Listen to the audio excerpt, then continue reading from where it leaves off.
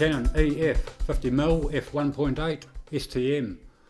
Is it the lens for you, and does it live up to its reputation? Let's find out. Stick around. Stick around.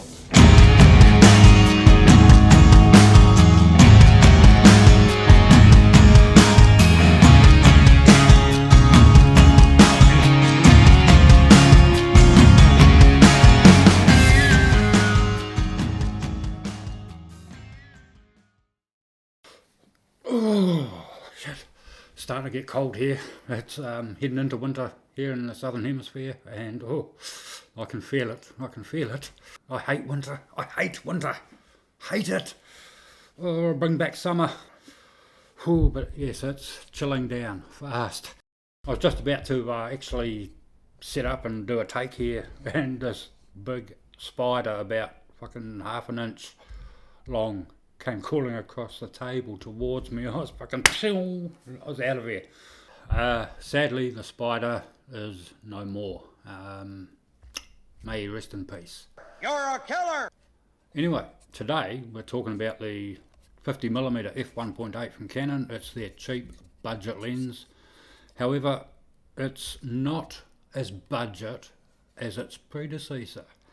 They made quite a few upgrades. They gave it its new focusing system, the STM motor, as opposed to, I think, what it used to have before. I cannot remember.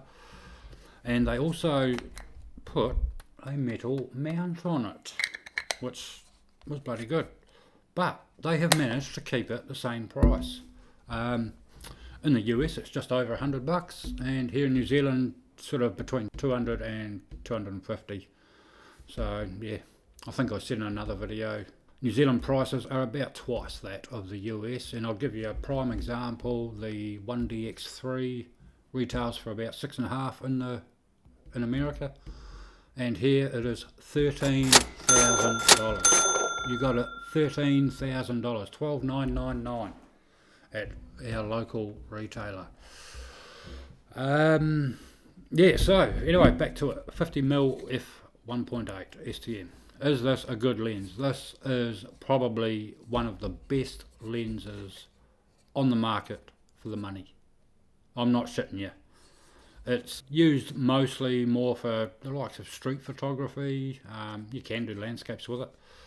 You can also start dipping into the portrait side of things. It does produce a lovely bokeh, which is a out of focus background, so separate your subject from its background.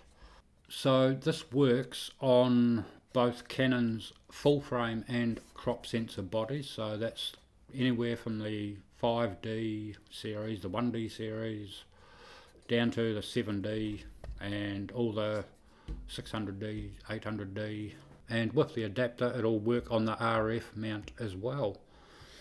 Like I said, for the price you cannot go wrong. Now they have a model above this, the 50mm f1.4, and I've seen online that the differences aren't that great for the price difference. It's quite a bit more expensive than this. And then you go up into the L series lens as well, and that is just ridiculous. That's ridiculous money. The f1.2 50mm, like, you can kiss goodbye to $2,000, $3,000 over here. So that makes this an ideal lens for your next purchase. So you might say, why do I need this if I have the 18 to 55 and the 50mm range is covered in that lens?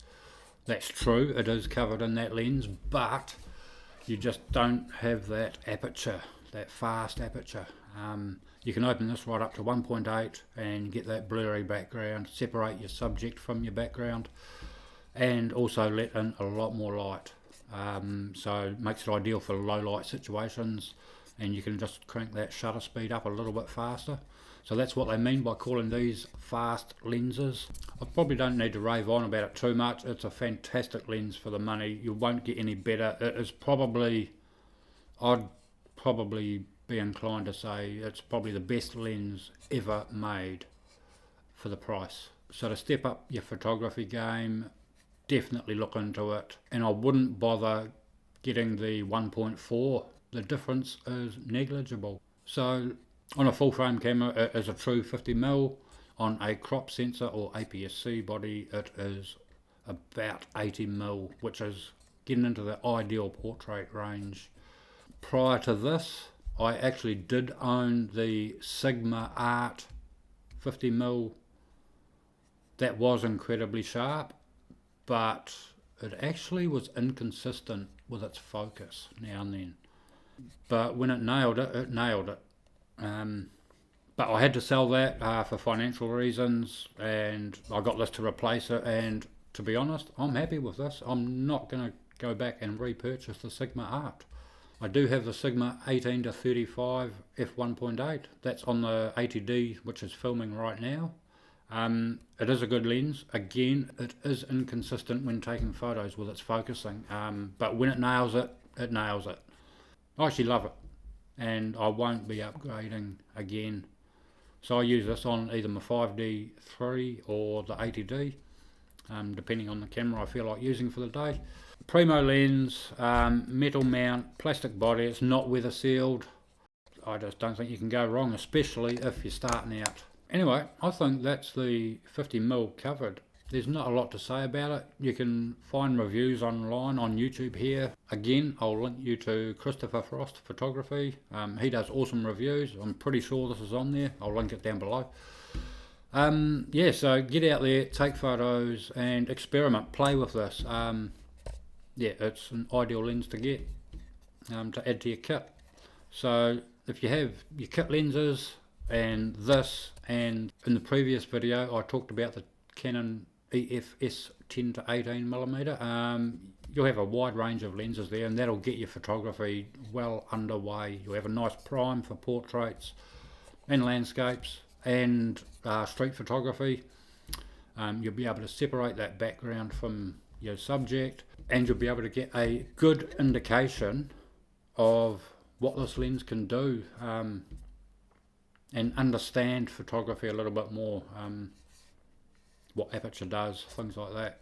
So I hope you got some informative information out of this. I'm still getting used to being in front of the camera, so please forgive me, excuse me. One day I'll just be able to come in and cream it. But yeah, for now, that's me over and out, and we'll see you next time. Cheers guys.